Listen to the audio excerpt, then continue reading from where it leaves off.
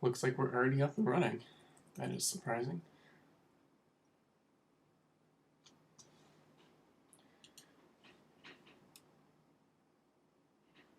So we'll give a couple minutes for people to come in. I don't know if the recording has started already. I think it has, but yeah. I'm just letting you know ahead of time if you're listening to this rather than watching at the moment. If there's any stuttering whatsoever, I will be completely stopping the stream and just not continuing, because that was really annoying last time. Very, very annoying. But it looks okay at the moment. Last time I tried to do this, my internet just completely shat itself. So it doesn't look like that's the case at the moment. It looks like we're getting a pretty steady frame rate. But yeah, we'll give it a little bit of time and see what happens, see if anybody joins. So we've got 2 people already, so that's awesome. And for you 2 people who just joined, there looks like there's another one in here again. Just let me know if the stream starts to freeze up. I'll apologize ahead of time. I'll probably just cut the stream short because I'll have to figure out what's causing that if it does happen. Yeah.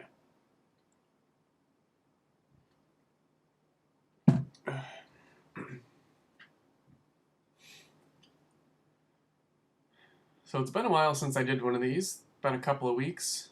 Currently finishing up my, well, just a semester at college. So I've got just the rest of this week and then a couple of finals next week. I think 3 of them actually. And then I am done for the year, which is cool. I'll actually be taking a little bit of time. Oh, the title's not right. Shit. Shit. No, we're not booting it right now. So I'll be taking a little bit of time off from work. I work at the college that I go to, and I also work in a supermarket bakery. So I don't know which one of those I'll take off, but I need some R&R.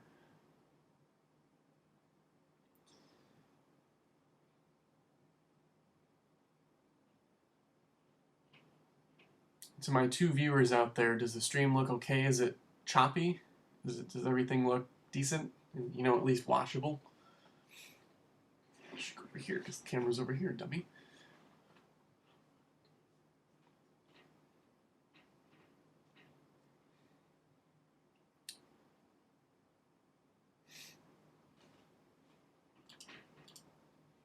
Let's try to give this stream a title or something.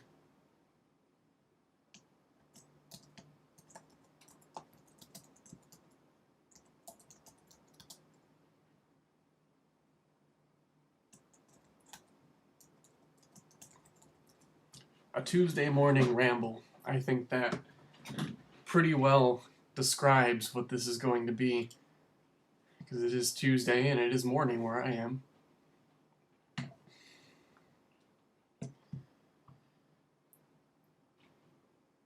So a couple minutes ago I was in the process of filming a little vlog just to put up, just, you know, for something to have something on the channel and to kind of update you guys on what's going on. And well, it didn't turn out so good, because this camera right here, the Samsung WB250F, doesn't have autofocus while you're videoing or recording a video. It only does it at the beginning of a video, like before you hit record. So I had the camera like way out here looking at something. And then for most of the video I was filming up close, so everything was just out of focus, and that was 10 minutes down the drain. So I decided to do this instead. It's a little more of a quick and dirty type thing where I can just ramble. That's about it.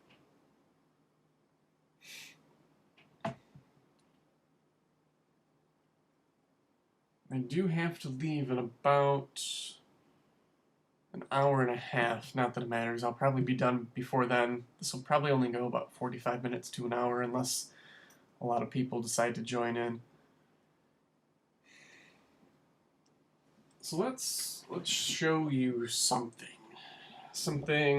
non-tech related for once. This is a wallet from commonfibers.com. they make carbon fiber-esque stuff. I don't know if it's real carbon fiber. I think it might be, because damn it, these things are expensive. But this was actually a friend of mine's. I got him this a year ago as a gift, and it wore out. So I contacted the company. They gave me a brand new one. They sent it. I contacted them again saying, you know, do you want the old one back in return? Never got a response. So I'm keeping it. So now I've got one of these as well. This thing is pretty cool. You can kind of see the texture there. Definitely carbon fiber. And it's got, make sure I cover up my card number here, it's got a good amount of storage space in it. The only thing that's kind of quirky is this place where you put cash. So you have to fold your cash up. But it's cool. I've never had a small wallet. My other one that was a gift to me from somebody who's no longer in my life is huge in comparison, especially when it's filled up with stuff. So, new wallet. Cool stuff.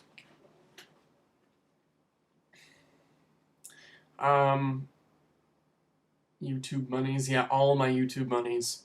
And I don't know if you've noticed, but I, a while ago, pretty much just as a test, monetized my videos just to really see how much I could make and how much my channel is worth, if that's what you would call it. And my channel's not worth a lot, I can tell you that much. I have had monetization enabled for maybe 6 months now, and I'm still not able to cash out. So if you want to know more about that, you can look that up yourself. But basically, my channel's not one that brings in a whole lot of money.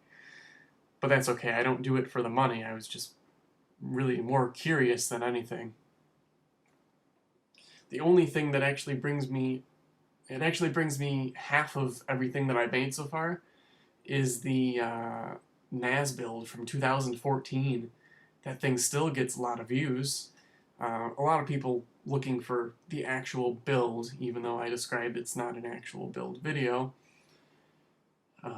Which I might do at some point. It won't be physically building it, but I'll go over what I have in the NAS right now, because it's changed quite drastically from 2014. I don't even know how much money I have into it. I think I spent 80 on the case, 90 on the board and CPU, 80 on the RAM, 100 on the RAID card. More than I'd like to admit on hard drives. Yeah, I've got a lot of money sunk into that thing. It's not the $250 thing that I built 4 years ago, or 2 years ago. So let's find something to talk about. I mean, do you see anything that you want me to discuss? I can't move the camera because I'm on the iMac at the moment, but I've got a small form factor computer over here, Compaq Desk Pro. There's a really shitty laptop that I have that's nothing you really should care about. I don't know. I'm just bored, really. Procrastinating is actually what I would call it, since I should be, you know, studying for finals or finishing projects, lame stuff like that. Making more coffee because I love coffee.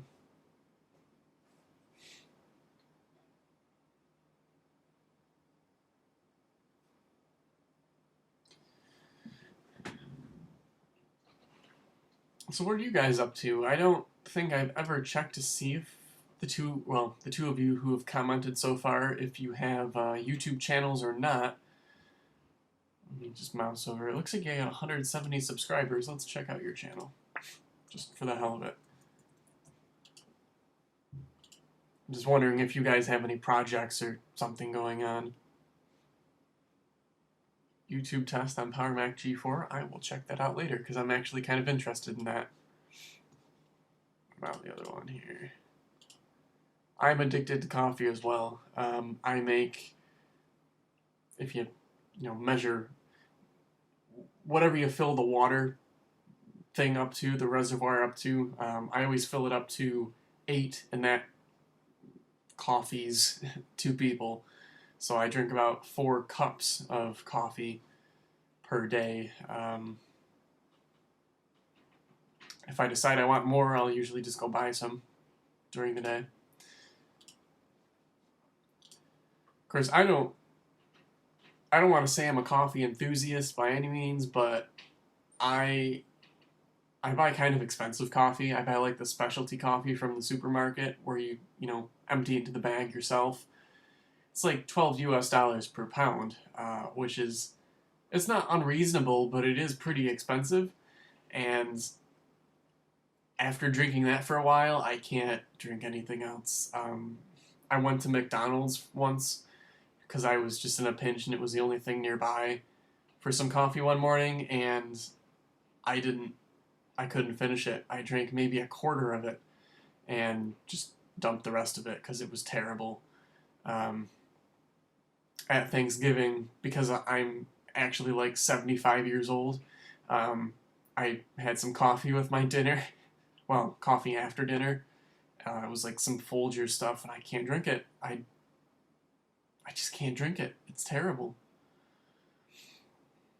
And I like my coffee dark as well. That's another thing.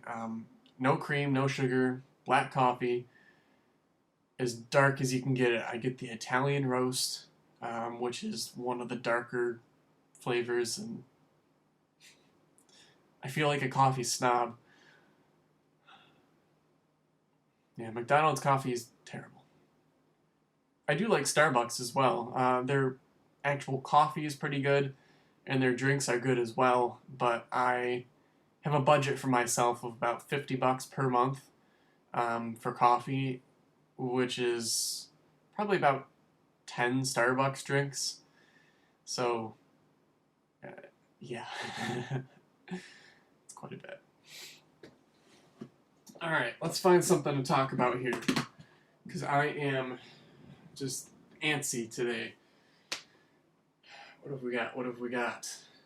Got the 760L, which you can kind of see the keyboard of. Can't really show anything on that. Not really much to show. I wonder if this, I'm going to doubt it does, but I wonder if my 12-inch PowerBook G4 is still to charge. No. Dead. Totally dead. So a little bit of a backstory behind this PowerBook G4 12-inch. As you probably know, because I've discussed it multiple times, I worked in a computer repair store for a couple years, and people would often bring stuff in, and usually ask if it can be upgraded, if we can do anything with it. Most of the time we can. Can't do anything with this. They wanted to use it for watching YouTube videos. Totally not possible. Definitely not possible. So I'm like, well, we can't do anything with it, so, you can take it back, or we can do something with it. And he's like, oh, just have it. Okay, I'll take it. And this is a fully upgraded, I think it's the fastest one they made of the 12-inch, but I'm not sure. It might be. 1.42 gigahertz, I think. It was the fastest one that they ever made. Somebody said freeze without an E. I hope I'm not frozen. And it's got the max RAM. I haven't booted this thing up in so long, I don't remember what it has. I think it's a gig and a half of RAM. And a working battery. So that's really cool. And I kept it, even though the top, let's see if you can see this at all. Not really, but there's a bunch of pretty deep scratches and gouges in here. It's whatever, I still got one. I took it totally apart, cleaned everything up, and it works. So that's really cool.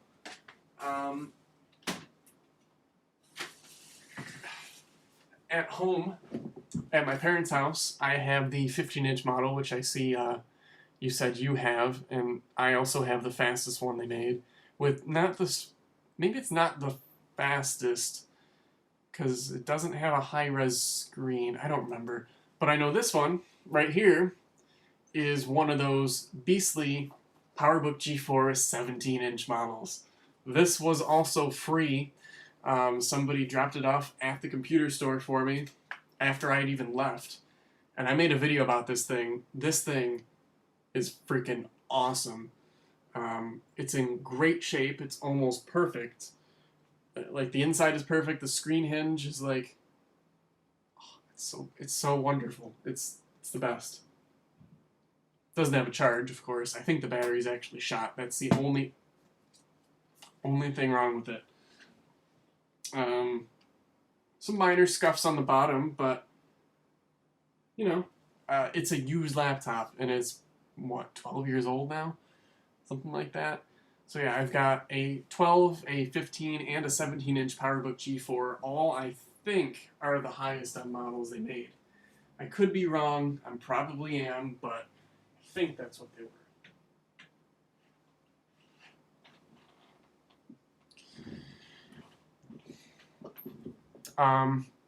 Now, I have played YouTube videos. You say you can play them on the dual G4. I've done that, but back a couple of years ago, I was able to play YouTube videos on an iBook G4, 1.07 gigahertz model, 12-inch, or yeah, smaller one, 12-inch iBook G4. I could play them at 360p off of a web browser. That's impressive. I don't remember how I got it to do that, but it definitely did work. And the PowerMac G4, the dual processor model, which I think you'd be talking about. I've got the Sawtooth, or I think it's a graphite dual G4 with gigabit. The highest end one, I think, that you could get. Of course, I'm probably wrong on that. That thing will play videos at 480p. I've actually got that to work, so that's really cool. You've got 3 PowerMac G4s, an iMac G4, a Mac Mini G4, and some PowerBooks. That's quite a collection. I have... What do I have? I know this for a fact. I have the highest end MDD they ever made, the dual 1.42 gigahertz. It actually shipped with, from the factory, 2 gigs of RAM. That's like actually on the sticker, the model sticker. I think it had 2 hard drives when it was brand new. It only has 1 at the moment. Unfortunately, it has a bad power supply, so I can't boot it up and use it. But I'm proud to own that one. That is in great shape as well. So I've got that PowerMac G4. I've got the dual... My hair is all crazy today. I've got the dual 450 megahertz graphite as well. I had a single processor graphite G4 that I sold. I have an iMac G4 15-inch, I think. It's a smaller one. 2 Mac Mini G4s. One of them is in terrible shape. Absolutely awful. Somebody tried to pry it apart because you have to kind of pry into the base and pull it up, and somebody wrecked the hell out of that thing. Oh, wrecked it. Got some PowerBooks, as I said before. I've got an Xserve. Do I still have that? I think I have the Xserve G4. I don't think I got rid of the G4. I think I got rid of my G5s. No, I did get rid of the G4. I had a G4 Xserve at one point that had a bad power supply. It actually blew up while I was using it. That was scary. An Airport Extreme. I'm just listing all my Apple devices now. I'm sorry. But yeah, I got a lot of G4 stuff as well. So we both have a nice collection.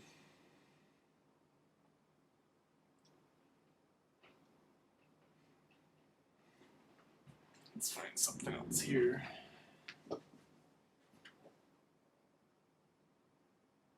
I feel like I always do this. Like, I never have anything in mind when I start these, and then I just kind of ramble on and show you absolutely nothing the entire time.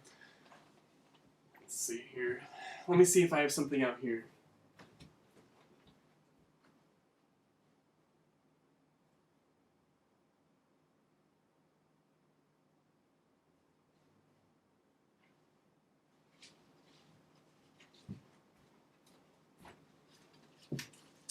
I do have something.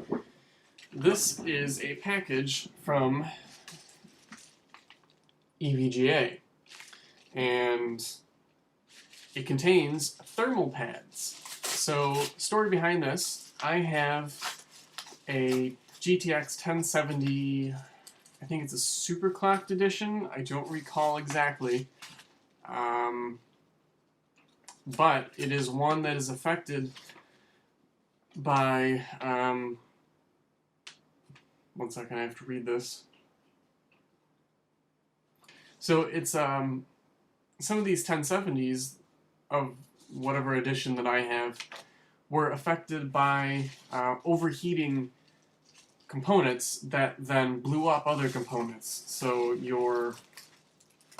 basically your GPU would just kill itself.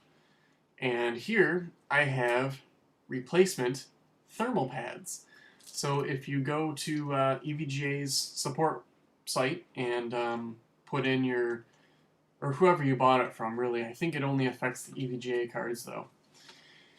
If you go to the website, type in your serial number, register your card, and it is one that is affected by this recall, then they will send you thermal pads. And they send you, as I'm looking at here, very detailed, nice instructions about how to do everything.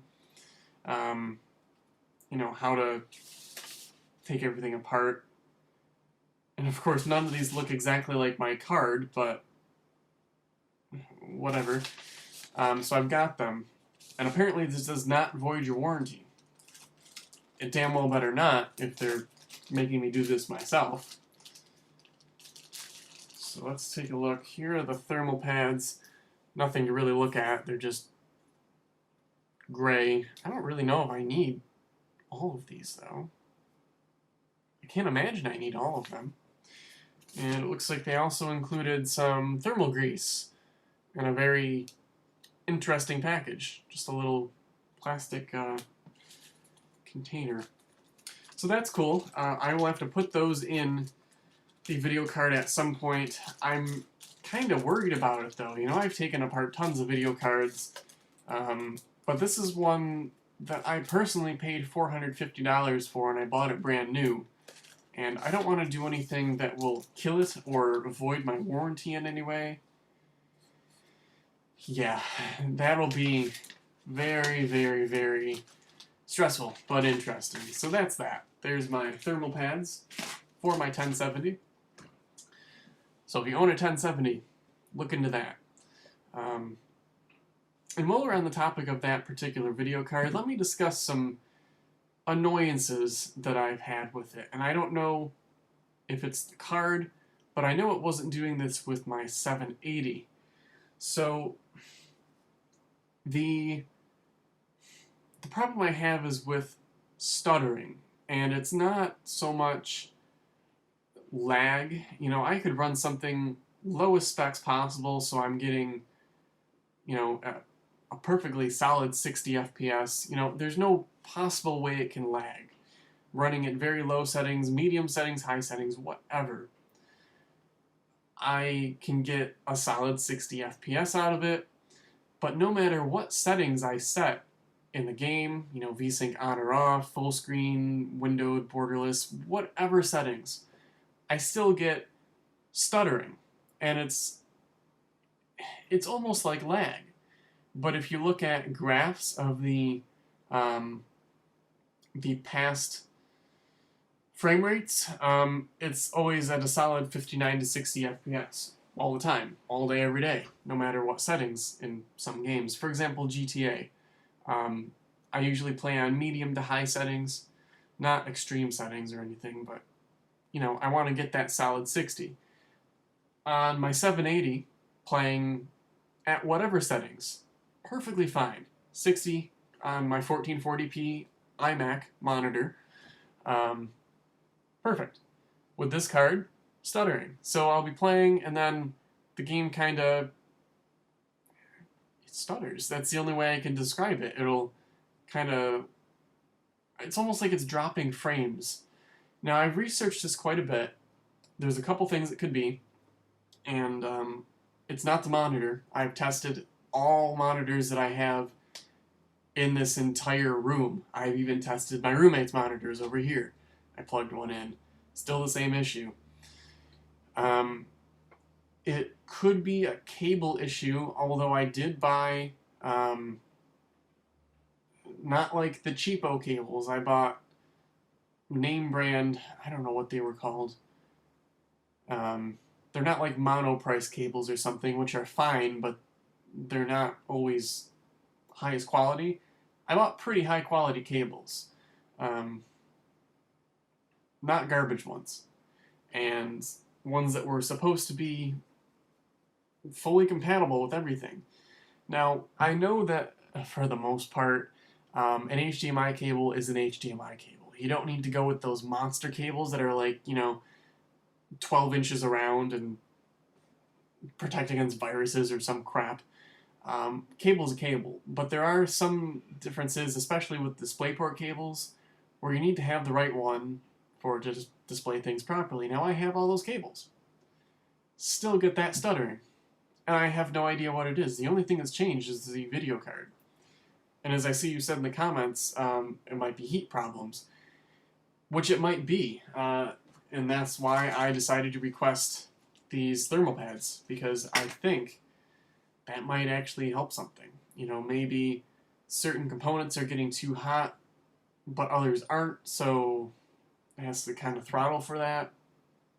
I don't really know, but I know that it's very frustrating to have spent that much money on a card, then gotten screwed over on selling the 780. Somebody bought it, broke it, and I was forced to return it, and I lost money on that. Bastards. And bleh. So frustrating. So frustrating. I shake my head. I have nothing more to say. I'm out of coffee. It's a sad day. Out of coffee. Oh boy. So, how are you? How are y'all? I don't usually say y'all. I'm sorry I said that. Any projects going on right now? Anything you're interested in? Anything you want me to discuss? Anything? What have you got for me?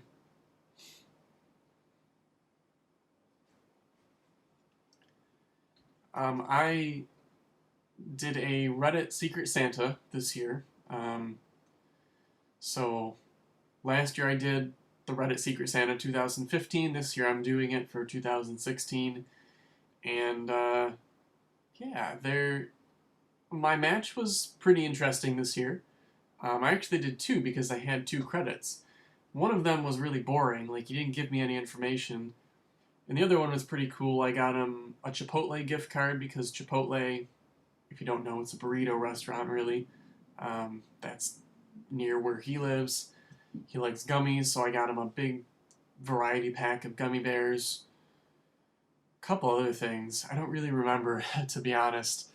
But I was pretty proud of the cool things I got him. So I'm really looking forward to getting 2 Secret Santa gifts this year. I think that'll be awesome. So you got some PCs to fix. A Packard Bell with an AMD quad core. Now over in the United States, Packard Bell isn't really a known company anymore. They don't sell anything here. I wasn't aware that Packard Bell was even still in existence. Was that maybe an older one from maybe 5 years ago? I think they went under. Kind of interested to know. I don't think they're still around, but they very well might be. It's slower than a Pentium 4, and it's an AMD quad core. Wow. Well, I would return to you the suggestion that you suggested to me earlier. Maybe it's a heat problem, or maybe it's just one of those lower-end AMD quad-core processors. The ones that are connected via BGA, ball grid array, which means basically they're soldered to the board. In most cases, those things are terrible. They're very, very slow. And even the small, I mean, they generate quite a bit of heat, but it's a pretty small amount. And the small amount of heat they do generate tends to just separate the CPU from the board. So then your laptop's ruined, and I've seen that on tons of things. Particularly Dell Inspirons and HP Pavilions from about 2 to 3 years ago, plagued with BGA chip problems. And I've tried to use a heat gun, had moderate success, and I actually baked a couple boards and they returned to fully functional states, which was nice.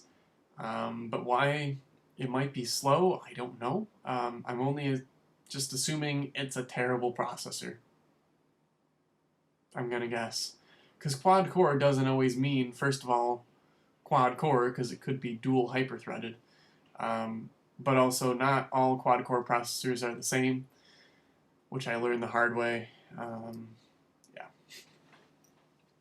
So they still do sell Packard Bell computers as cheap PCs. It's part of Acer. I think Gateway is a part of Acer here. Maybe it's the other way around. So, oh, you know what? Now that I think of it, from the couple of Packard Bell laptops I have seen in videos, they do look very similar to Acer and Gateway. So, that's cool. I've never really made that connection between the two. Never thought of that.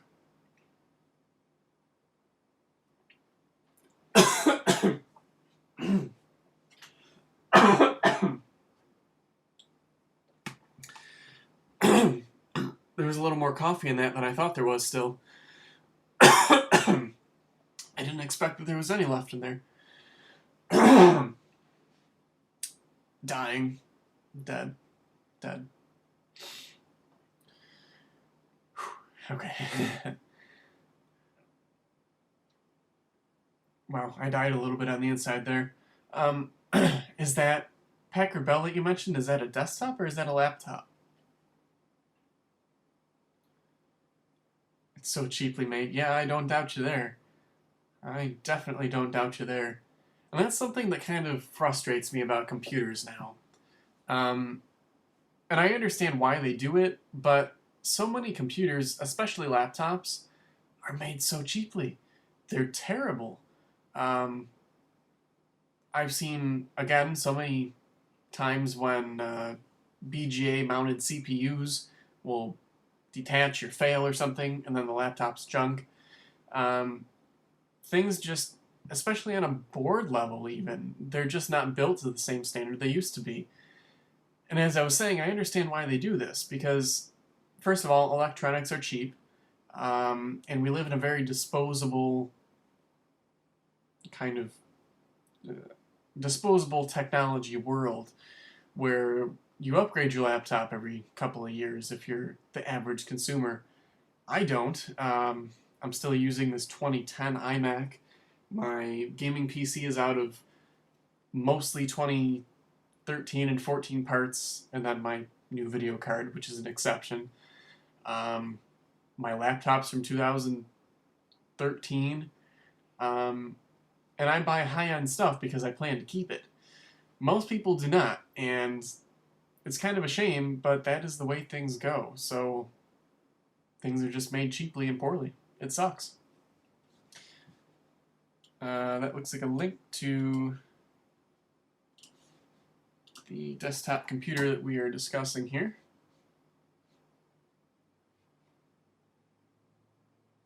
Yep, that is definitely a Gateway computer over here in the States. I remember that exact case.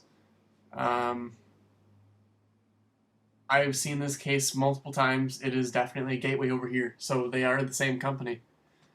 Obviously, I mean, we probably already knew that, but yep, same thing. Or an Acer, actually. But that's kind of interesting how they just rebrand it with a different name and then sell it like that.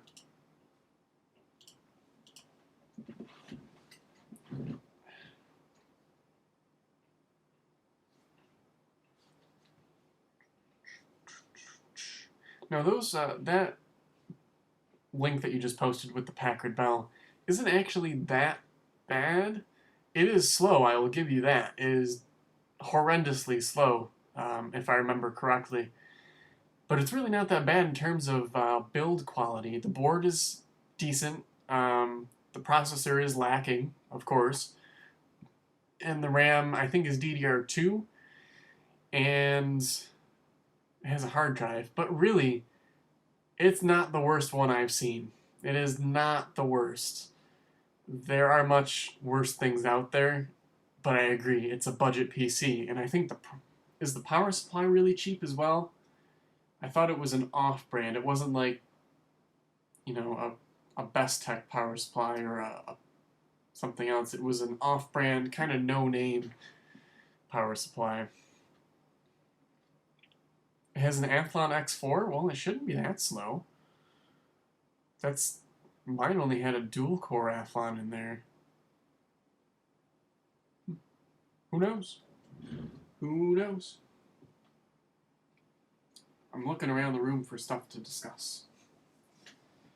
I'm kind of out of things, though. You know, all my stuff is currently at my parents' house, a majority of it at least. And I'm very thankful that they let me keep all my crap there. But I don't have access to all of it at most times. You know, it's 45 minutes away. I'm not going to drive there for a computer. I don't really have much else in here.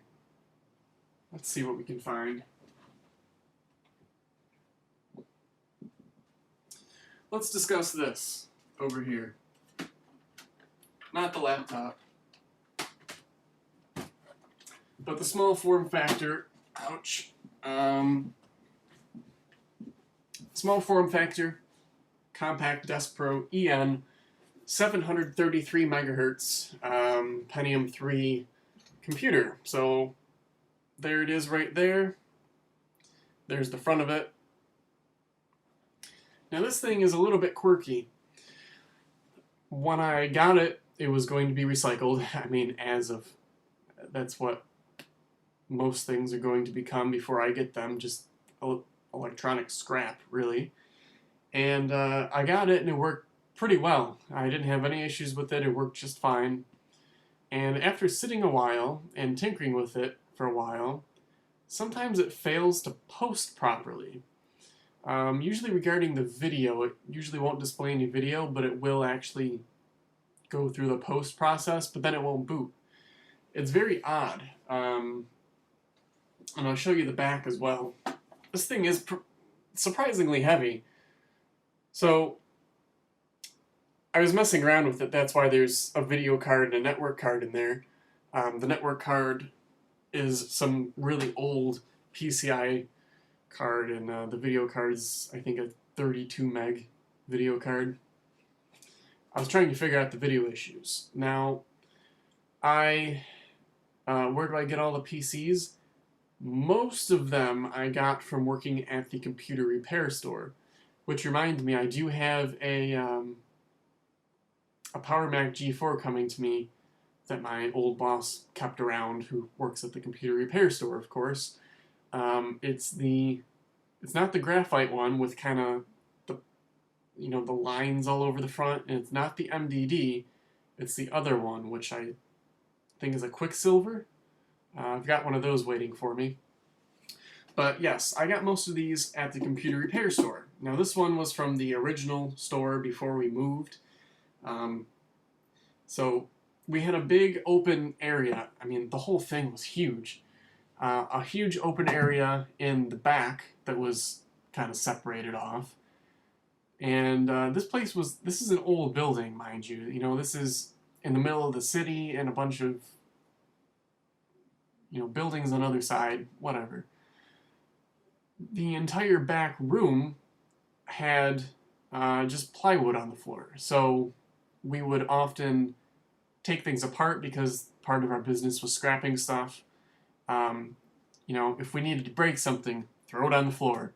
Well, this thing got unloaded off of a truck. So, hold on, I have to read this email very quickly. It might be important. All right, I have to do something in just a minute. So this thing was thrown off a truck onto the floor. Luckily, it didn't sustain any damage on the outside, but there was some damage on the inside, and not really damage if I'm honest. Okay, the case is a little hard to get off at times. For fuck's sake. I have looked at all the capacitors on this, by the way, and I don't see any that are leaking. However, there might be one that is bad. That is entirely possible. The only issue that I had when this thing came to me was that the CPU heatsink had fallen off. So I hope you can kind of see that there. Now, if you've never been inside one of these, they're actually pretty cool. They are almost 100% toolless, mostly toolless. So there we go. We can open up this top part. So there's the floppy drive, there's a disk drive, and then on the other side there's an IDE hard drive. Underneath, got a couple of things here. This is not a good camera angle, Alex. So here are the riser cards, which pop out just like so. Don't really need these in here, but they're in there anyway. This power supply flops down. Now the power supply fan is actually broken, or stuck. It doesn't spin anymore. But that's okay, because it really doesn't generate that much heat, and I don't have it on for very long anyway, because it doesn't work all the time. So yeah, I've checked over this entire thing. There's nothing wrong with it, as far as I can see. So my next step would be to go kind of on a board level and look at all the capacitors, look at values, and make sure that they match. Not today, though. Definitely not today. Under here is a 733 megahertz Pentium 3 processor. I can't really tell what socket it is, but it's a socket of some sort. And it's got how much RAM? I think it has a quarter gig of RAM, so 256 megs. SD RAM, obviously. And it's also got a built-in speaker, which you can kind of see down here. There's a little black area. So this thing it's kind of an interesting beast. It is, first of all, the smallest Pentium 3 machine that I own that works. The other one I have is my, okay, the other one does work. My Armada M300. Both compacts, ironically. But this is the smallest desktop that I have that's a Pentium 3. The only quirk, and I think this is a result, again, of this being thrown on the ground, I can't freaking close the thing. You have to keep your hand under it so you don't slam it down, but you have to slam it down with the other hand. So you have to go like this and really wrench on it, because something is warped over here and I haven't fixed it. I feel so bad doing that every time, but that's the only way to get it apart, or to get it back together again, rather. So there's the Compact Desk Pro 733. I don't remember what the model number is, but it's really not important, I guess.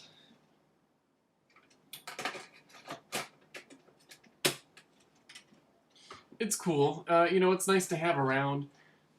It originally ran Windows... well, I don't even remember now. It came with Windows 2000 or 98. Where's the... oh, it's right here. Windows 98 SE is what it actually came with from the factory. And I was going to install 2000 on it, just as kind of a workstation, but haven't gotten around to it. I totally effed up the side of the case. Oh, god damn it. There we go. So it has sustained a little bit of damage. Case doesn't quite close properly, but nothing's broken. It's just a little bit bent. You know, let me rant just a little bit. So I just got, and well, I won't show you because there's other stuff on here from people, a notification from Twitter. that's politically, it's related to politics in some way, and it was basically a promoted tweet that said something about a politician doing something um, that, first of all, I don't care about, and I don't agree with it anyway. Why does Twitter push political notifications that I'm not interested in and has never been interested in to my phone? Like, why? I don't want those. You've never pushed any other notifications on me except for personal Twitter related things. But you're pushing this promoted tweet from a politician that I hate. Why? Why are you doing that? Frustrating. Very, very frustrating. But that is America. That is American politics right there. Frustrating, and you can't do anything about it. Maybe I'll move to Canada.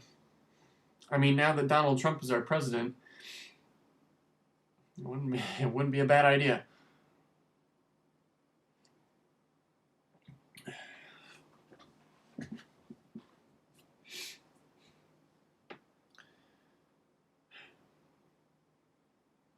Yep. So I bought a new TV recently. I don't normally like to go out on Black Friday. I think it's kind of, I don't know. I just feel kind of guilty, you know. People have to work on Black Friday and Thanksgiving for that matter, but I feel guilty because they have to do it because I'm going there, and I feel kind of bad about it. But that's besides the point. I bought myself a 4K TV. Our other TV that was in the living room, I think it's like a 6 or 7 year old Samsung LCD TV. There's something wrong with it, or there was actually. Not anymore. It actually works fine now. Of course, after I buy the TV, it ends up working fine, but it would have an issue with red dots appearing all over the screen, kind of like pixelation. And I had just replaced the T-Con board because the picture was very dark. After a while, it would warm up and the blacks would just take over everything. So that's frustrating. But yeah, I got a new TV. I'm pretty pleased with it. I've never watched anything in 4K yet, so I'm glad I got that 4K TV. But it was a really good deal. It was from... So if you don't know how Black Friday works in America, basically people go and beat each other up to get a cheap microwave or a TV. but really, companies most of the time will mark up prices before... what was I just going to say? They mark up prices of things in usually the month prior to Black Friday, and then they drop the prices down. So you are still getting a discount over what it usually costs, but it's not as much of a discount as you'd think because they've already raised the price in the month prior and then dropped it down. So off of the actual regular price that they had before they started raising prices, I actually saved $200 off of what it normally would have cost me, and $350 off of Black Friday prices. So that was pretty cool. It wasn't, you know, it was a good deal. I feel like it was a good deal, and that's what matters. And that's what they know. Companies know this, that if you feel good about it, then they'll make money.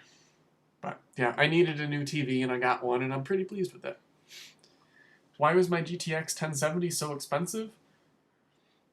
I don't know. I bought it brand new. I'll be right back. I'll show you the box.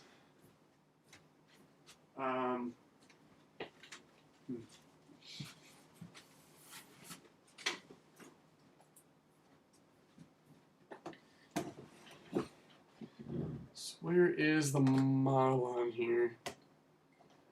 It's not just the base 1070, it's... Of course, it doesn't really say on the box exactly what it is. Let's take a look. But basically, it was not the base model GTX 1070, and I bought it after it had only been out for a week, so prices were still pretty high. Yeah, pretty much because new NVIDIA cards are very expensive. I don't know how much AMD or ATI graphics cards are. AMD or ATI? I feel like it's AMD now. It shows you how much I know about them. In my experiences working on them in a professional environment, actually like repairing them, they don't last very long because they get so hot. That's not to say NVIDIA cards don't get hot, because they definitely do. But I've seen a lot more failures of AMD cards, and there's a lot of things about NVIDIA that I like, particularly some of the technologies they have in their cards and things that are built in and whatnot. So I like NVIDIA more. So that's why I bought them, or bought it, and they're more expensive, but I think they're worth it. I know you say shop online if you feel guilty. Normally I do. I normally do. However, this was a little bit of an exception because a TV, so we live in an apartment complex, and there are some sketchy people. So when if they were to ship a TV, they most likely wouldn't do it in just a plain brown box. They would do it in the TV box. So I'd be worried, first of all, that somebody were to steal the TV. That might not actually happen, but I'd be kind of worried that it would happen. Also, it's more likely to get broken because it's being shipped via United States Postal Smashers, USPS, and I didn't really know what I wanted. I had some ideas, but yeah. So that was an exception. Yes, normally I do shop online. And I can't find this email with my EVGA information in it, so basically it's a higher end EVGA card. Do I have any older Macs? Not to sound like a jerk, but have you seen my channel? Yes, I have multiple old Macs. Tons of them. I've done a couple videos, mainly on newer stuff. So I've done a lot of videos on the Power Mac 73 and 7500 series computers. I've done a lot of G4 videos, so I had a couple of Power Mac G4s. And I actually discussed this earlier. I've got two, one that I don't actually have in my possession, but I've had it. I'm sorry, I just got distracted by something. I'll come back to that in a minute. That's really funny. I've got a couple of Power Mac desktops, a lot of Power PC-based laptops, a ton of 68K Macs. I've got a Mac SE up there somewhere on the top of the shelf with the dual floppy drives. What else do I have? A bunch of Power Macs. An Xserve, RAID with 14 80 gig drives in it that weighs about 110 pounds. That thing's a beast. Right here in this room, however, I don't have much. I've got a 12-inch PowerBook G4 and a 17-inch PowerBook G4, my Mac SE, and the Power Mac 7300 180 with a 333 megahertz G3 upgrade card. And of course the 2010 iMac, which I guess you could say is an older Mac at this point. And that's actually it for the room at the moment. So I'm pretty low on vintage Macs right now. I just got an email from my school about my payroll.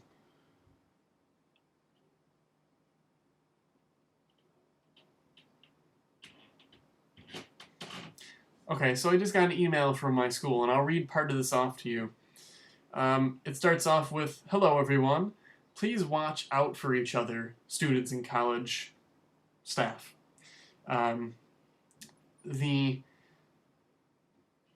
It's FMS, which is the school's medical department. No, FMS's cleaning services.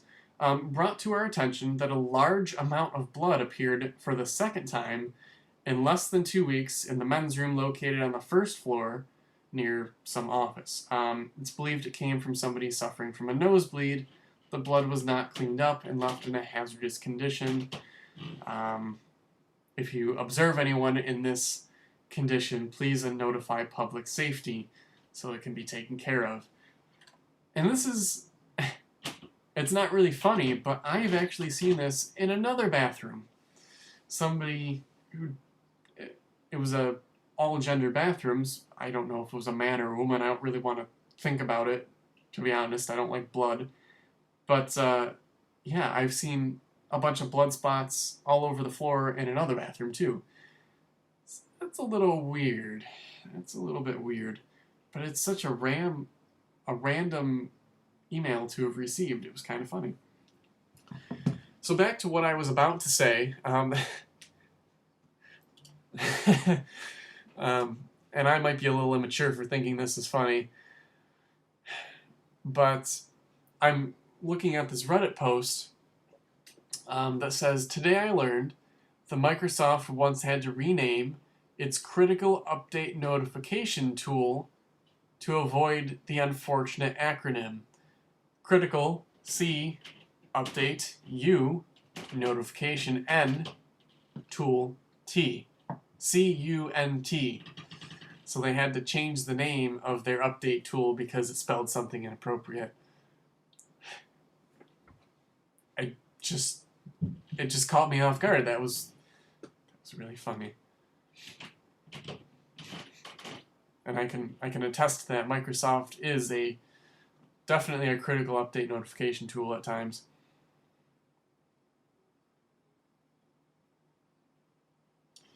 So yes, there was that. So I got 5 viewers right now. That's, I mean, it's not a ton, but it's more than I'll usually have at any one time, so that's nice. Thank you very much for coming and watching. I appreciate it.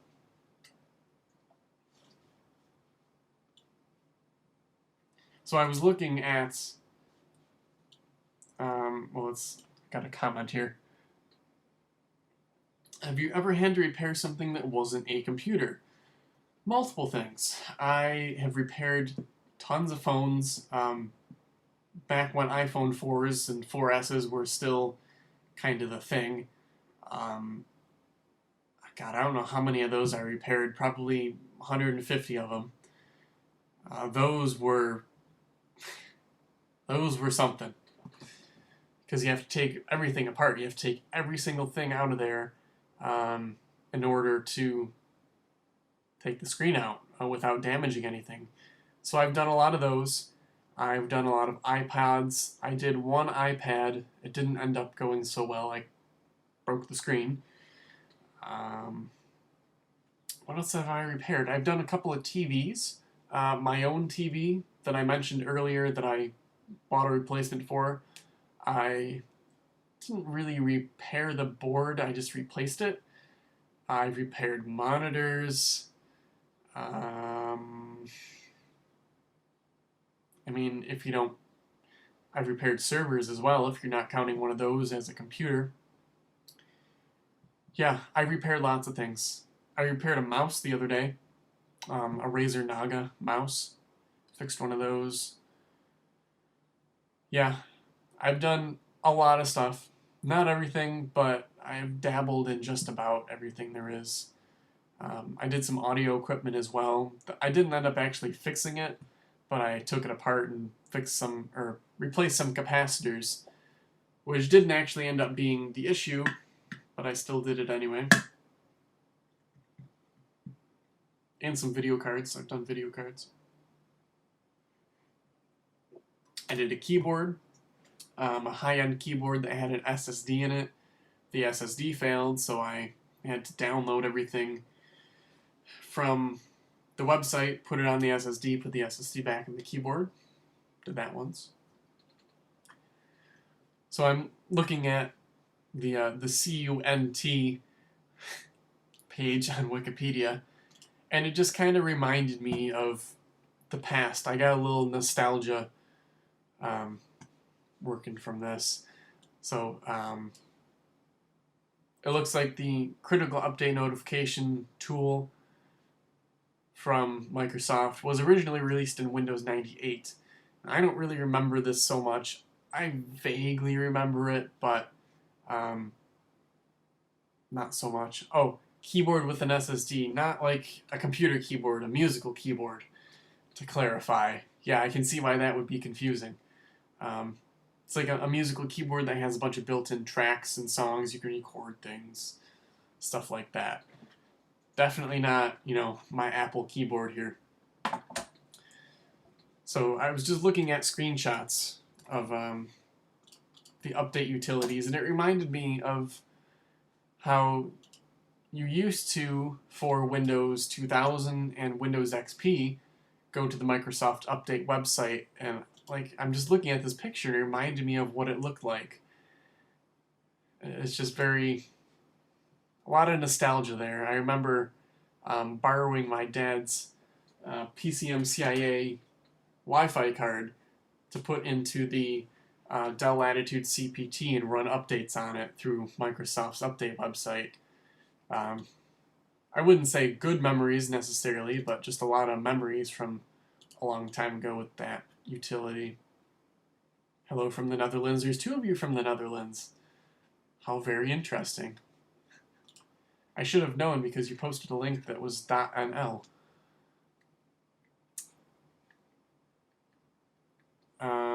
What did you...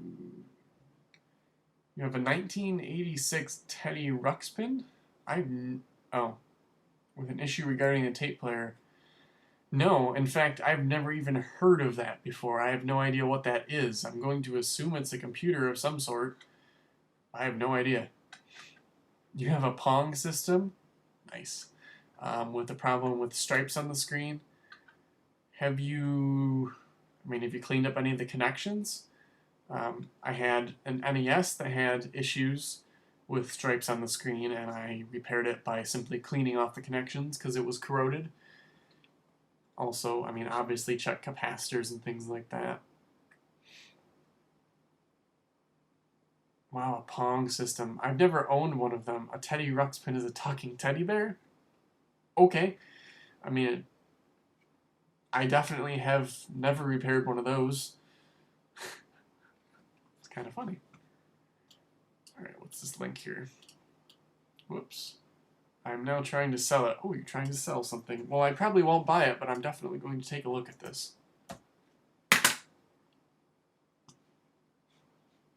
Oh, it's in Dutch. I know what Dutch is, but I don't know how to read it. Oh, I have to create an account for this? Damn it.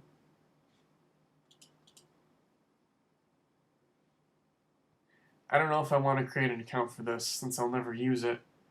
Yeah, let's do it anyway. Your name, Apple on the Apex. I have limited Dutch knowledge. I know German, and it's not really the same at all, but it does help a little bit. Not a robot, no. Create account.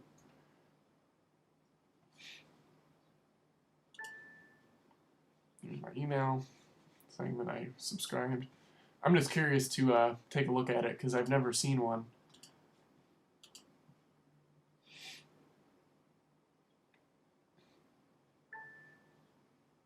All the emails.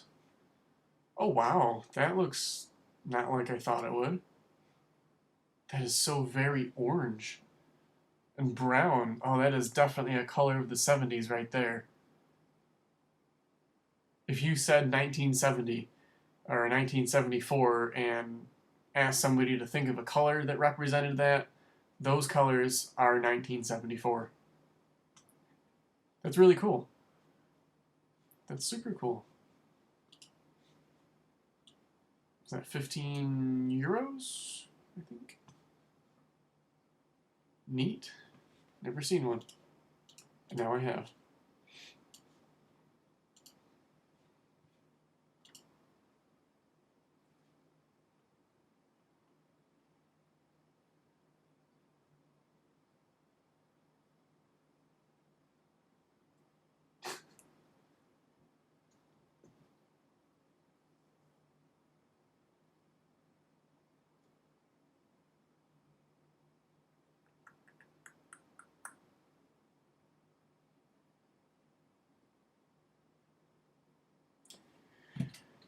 Well, I am out of discussion topics. Let's see, how long do I have? I gotta leave at 11:30. It is 10:52. So I'm probably gonna do this for maybe another 15 to 20 minutes. I'll go grab some food, and then I'm gonna have to leave. I'll have to work tonight as well. I don't want to work. But I do like money, so I guess it's a good idea that I go to work.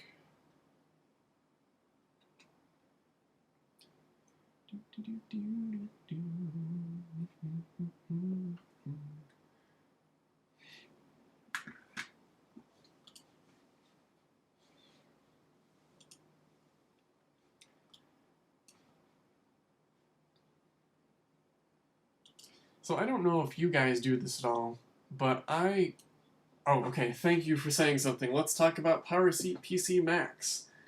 Yes, please, I could talk about them all day. Stretch. Do you have any PowerPC Macs?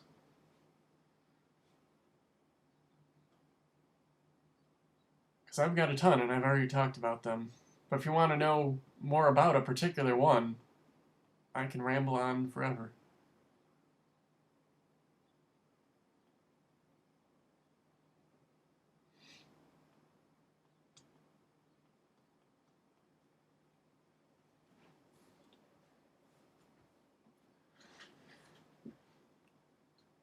What would be your favorite PowerPC Mac? Whether it be nostalgia, usability, compatibility, whatever it might be. And that reminds me, I didn't mention that I had a bunch of iMac G3s as well.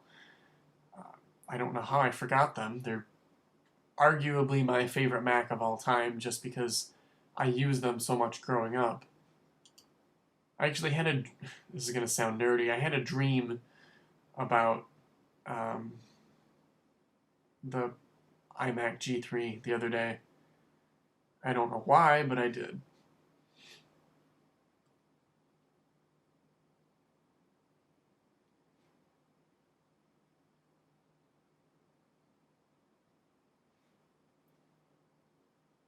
The G4 Cube is one of the coolest looking machines, in my opinion, but I've never owned one. I just can't find one for a really good price.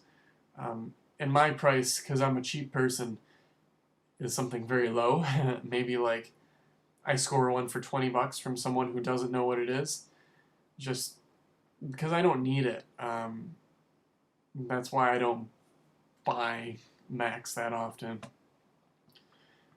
What kind of Macintosh Performa do you think is the best? Because there's a ton of them. A ton of them. I've owned a couple of Performas. I currently own a Performa 525, I think, which is an all-in-one. I got that for free. That was one of my first Macs. Not the first, but one of the first. I've got a Performa 6500, 6500 100, I believe.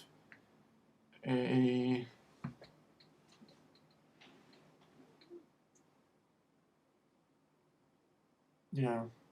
Yes, it has a subwoofer inside. I actually made a video about that, demonstrating the sound quality, which was pretty good.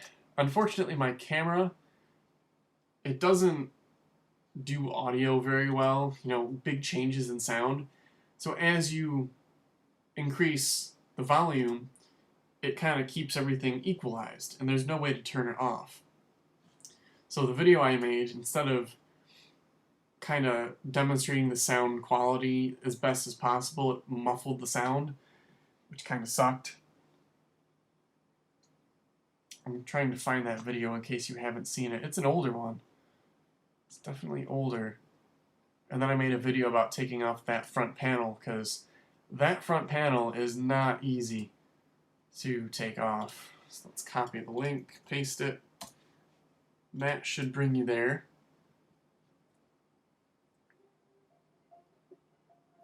Yep, that's the one.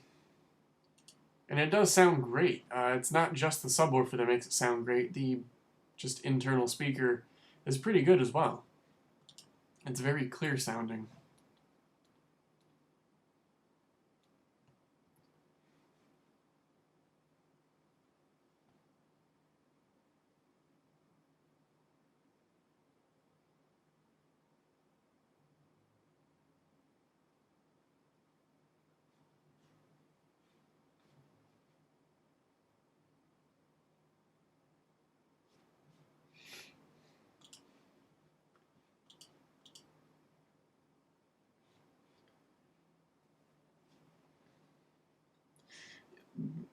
The vintage, of the vintage Macs, I would say Performas and Power Macs are easily the most upgradable.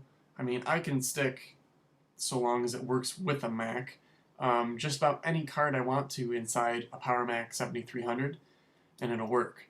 You can do that with a couple other ones too, especially I think the 90 or the 9000 series Power Macs you can do that with. But for newer ones, I agree. The 2010 MacBook Pro, or really whatever the last cheese grater Mac was before they went to the round ones, were, yeah, probably the last of the upgradable Macs. I mean, even this 2010 iMac is pretty upgradable, considering you can put in a total of 3 SSDs in this thing if you want to. Mine currently has 2 and an optical drive. You could upgrade the graphics card if you wanted to. You can upgrade the CPU. Not much else, but that pretty much covers all your bases. CPU, RAM, obviously, GPU, optical drive, storage. You can do all of it. And that's great. You're kind of limited to what you can put in there just because of size and obviously the, not really proprietary, but the mobile GPU this uses. I don't really want to get into a discussion of newer Apple products like, this 2016 MacBook Pro, which should not have the Pro label attached to it because it's not a professional device in my opinion. But yeah. Do I own the Flower Power iMac? Unfortunately, I do not. I've owned a Revision A iMac G3 that was orange. I owned 4 Indigo iMac G3s, 500 megahertz models, and I own a 333 megahertz. It's not Bondi Blue, but I think it's Bondi Blue. Revision C or Revision B, not the original shape one. Of course, at the moment, I only own 2, one of the 500 megahertz Indigos and one 333 Bondi Blue. I really like the G3 iMacs. It's mostly nostalgia. I will admit that freely. I used them growing up, mostly in school, and I played a lot of good games on them. They were just really cool, and they honestly sparked my interest in computers. To this day, I rarely will install OS X on any iMac G3 simply because I grew up using OS 9 iMac G3s, and it just looks weird to have anything else on them. So I have a special place in my heart for those. I would like to have a Flower Power one just because they're rare. I'd really like to have a 700 megahertz one because they're even more rare, but I'll stick with what I have. My ultimate goal for iMac G3 collecting is to have a 500 megahertz graphite because I just really like the graphite ones. Really, really like them. I think it's the DVSE model. Revision A and B. I don't think orange. There was an original Revision A with orange, I'm pretty sure, because it had the different case style. So instead of being, oh, somebody's vacuuming outside. I thought something just exploded. Because the back is it's more of a translucent, so it's not super clear, and it's a different different backing. I think there was revision A orange. I'm actually going to look that up right now so that I'm not spewing BS.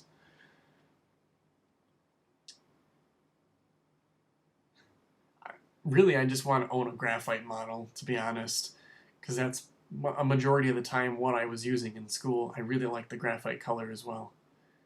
I do remember that video of IMNC where he bought the Flower Power iMac and it arrived damaged. You know, it sucks that these old computers, there's no way around it obviously, but it sucks that they were so heavy, because unless you have the original packaging, if you ship one of them, it's almost definitely going to get damaged. The Wayback Tech, he purchased a couple of Power Mac G5s, and I don't know if he bought 2 or 3 of them. I think he bought 3. 2 of them arrived damaged because they weren't packaged in the original shipping and they weren't packaged correctly. So the feet or the handles on the top bent in, bowed out the sides, and pretty much ruined the case. I'd be so pissed if I got a Mac, paid a lot of money for it, and it arrived broken. It would suck. Alright, let's look up this iMac G3 revision A.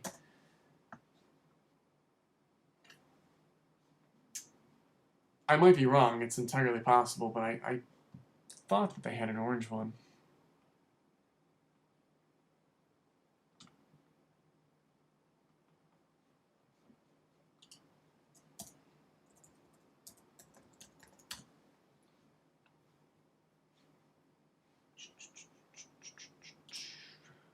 Let's look here.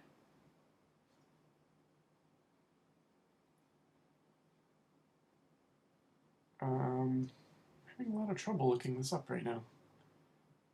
I thought I knew what I was looking for. Alright, so we have the iMac G3 with fruit colors. I know that the original iMac was the Bondi Blue one. Why can't I find what I'm looking for? Oh, I know what I'll do. I'll go to Mac Tracker, because Mac Tracker is amazing. There it is. Alright, so let's look up iMac.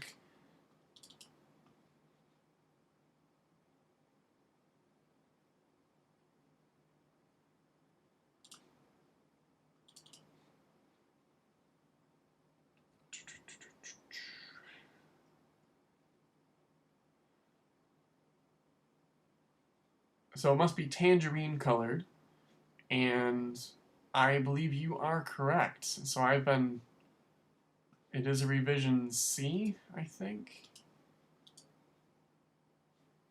Let's see. You are 100% correct. I was wrong, and I've apparently always been wrong when I talk about this. It was my understanding that only the first revision iMac, the revision A, looked like that, where they didn't have the kind of new looking case to them. But yeah. So I was wrong. You were right. So it was a revision C tangerine that I owned. But I got rid of it because it was missing parts and it didn't work. So all of mine must be revision D then, right? That has to be correct. I don't know. Whatever. I'm all confused now.